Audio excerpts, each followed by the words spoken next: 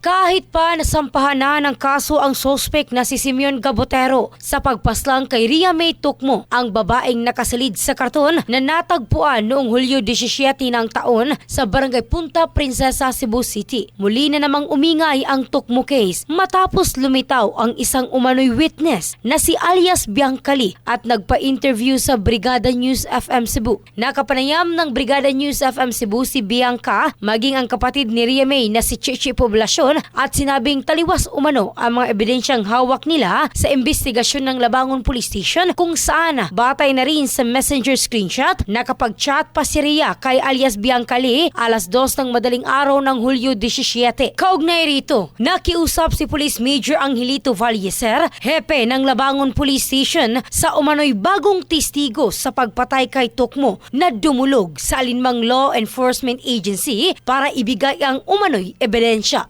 Sinabi rin ni alias Bianca na may kinalaman sa krimen ang kaibigan ni Ria na si Jewel Smith Umumay at ngayon lang daw siya lumabas dahil natatakot siya para sa sarili niyang kaligtasan. Inamin rin ni Bianca na kahit sa maikling panahon na sila'y nagkakilala ni Ria na ibahagi ng biktima sa kanya ang kaugnayan umano nito sa iligal na droga. Habang si Gabotero na nakapiit sa Labangon Police Station ay patuloy na nanindigang siya lang umano ang pumaslang kay Ria at hindi umano siya pinilit ng mga pulis na aminin ang naturang bagay kagaya ng iilang mga espekulasyon.